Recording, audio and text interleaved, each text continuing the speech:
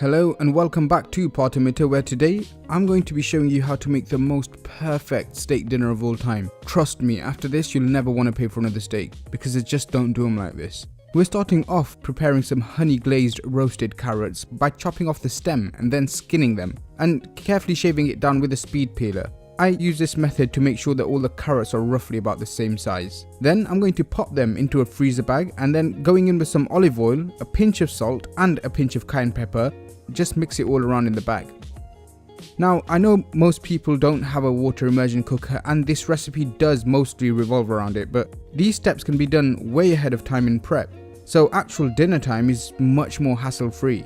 And then you can just do the same thing, just put them in the oven for about 190 degrees and leave them until they caramelize. Water immersion cooking not only takes a lot of the guesswork out of cooking, but it makes it so much easier to serve all your guests at once. Anyway, they're going into my water bath sous vide for 25 minutes at 90 degrees Celsius.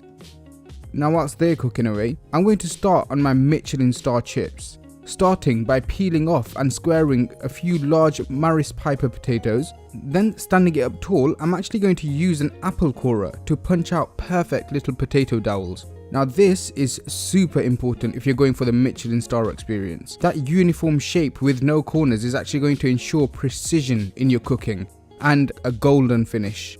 Now these spuds are cooked 3 times. The first is by parboiling them in some salt water. Now don't skimp on the salt, just use enough as though you're making pasta. Then add in your potatoes and boil them until they're just shy of tender. There's no specific time, you have to baby these and sort of inspect them visually. They are pretty fragile, but you'll see the surface start to flake off. That's when you want to take them off the hob. Gently lay them down on a cooling rack and then let them dehydrate by leaving them uncovered in the fridge for at least 2 hours or preferably overnight. Now onto our steak. Okay, look, it's very simple. With steaks especially, your meal will only be as good as your ingredients. I have this absolutely gorgeous bit of ribeye which comes from the finest grass-fed Aberdeen Angus cow, reared in the way nature intended and yet has some amazing fat marble throughout it. Then of course, aged for 21 days, it's just a beautiful thing. Now in my mind, when you are making steak, let the steak shine, especially with quality cuts like this. I mean, leave the peri-peri steaks for the cheaper cuts. So I'm going to season this down with some Maldon sea flakes, cracked black pepper and just a hint of garlic powder. Not enough to taste the garlic, but just enough to boost the umami and beefiness of the steak. Then you want to pat it down just to make sure all those little particles are embedded within the meat. And as always, of course, season both sides. Now, depending on the thickness, you'll want to adjust how much seasoning you add, but in any case, you want to make sure that there's no surface on this thing left unseasoned. Believe me, if you ever make this, you'll understand why. So roll it around on its edges and give it that final pat down before carefully putting it into your freezer bag, making sure there's no specks on the seal, of course.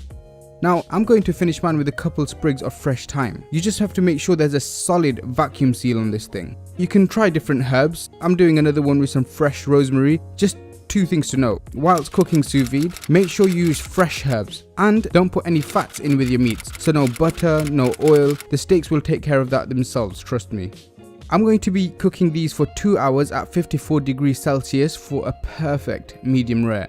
Now on to step 2 with the chips. Heat up some clean neutral oil like groundnut or vegetable oil to 175 degrees Celsius to fry them off. Now the reason to use fresh oil is because you don't want to add any old or reused frying oil to impart any flavor onto the chip. Now on our first fry, we're almost setting the foundation of the chip, so we aren't looking for any browning, just enough for the outsides to become gently crisp and the insides expel some of its waxiness and becomes extremely fluffy. At this point, you want to put them in the freezer for at least half an hour or until you're ready to cook them again. Now once my carrots are out, I'm actually going to glaze them down with this stuff. It's 3 tablespoons of honey with half a teaspoon of chili flakes and a teaspoon of Worcester sauce. Dry them off before brushing them down with this amazing glaze. Then you want to put them in the oven at 180 degrees Celsius or until that glaze sets. Now onto a very underrated component. This is a mushroom puree. Starting off by covering the base of your saute pan with vegetable oil, and I'm going in with a couple of handfuls of finely diced shallots. Then you can use any sort of mushroom, but I'm actually using 400 grams of diced shiitake mushrooms. Saute those flavors until you see the onions becoming translucent, and then go in with a pinch of salt and pepper. letting the mushrooms fry off until the liquids released are actually reduced down, helping intensify that umami flavor. Then just drain off whatever liquid is left. Now we're going to blitz this up, doing it in bits until you're left with a smooth puree. Now this will yield in a fair bit of mushroom puree, so you can just freeze whatever you don't use. Now onto the final chip fry. Get your oil up to about 190 degrees Celsius and go in with a few chips at a time, just so you're not shocking the water back to a lower temperature. Keep them moving in there for an even color and then just take them out once you see them becoming perfectly golden brown. Now those little flaky crevices we created earlier in the first cooking step become the crispiest exterior, housing the lightest and fluffiest chip you'll ever have. I'm telling you, this is chip perfection. Now whilst they're still hot, toss them in a bit of salt so then the seasoning will actually stick. And now we're actually moving on to the steaks. Once they are cooked, remove them onto some paper towel and make sure you completely dry the surface of the steak. Be gentle because you don't want to damage the steak, but moisture is the enemy of a good sear. This is where detail matters. I'm going to use a blowtorch intended for welding. This gets up to temperatures superseding 1000 degrees Celsius. So you're essentially flash searing at a temperature so hot that you'll get the crust you're looking for before the insides of the steak even realizes it's being cooked, resulting in edge-to-edge perfection.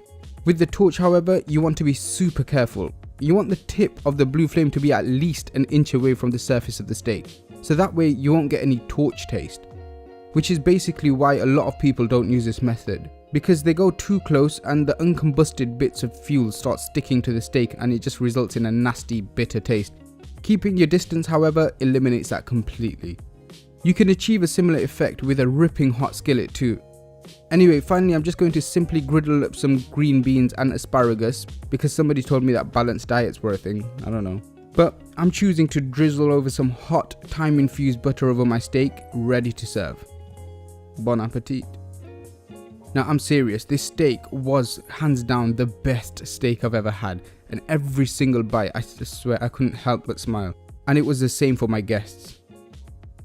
Don't forget to like, subscribe and drop a comment too if you'd like to know how this tastes. Please stop by my Patreon page too, link down below. Happy cooking.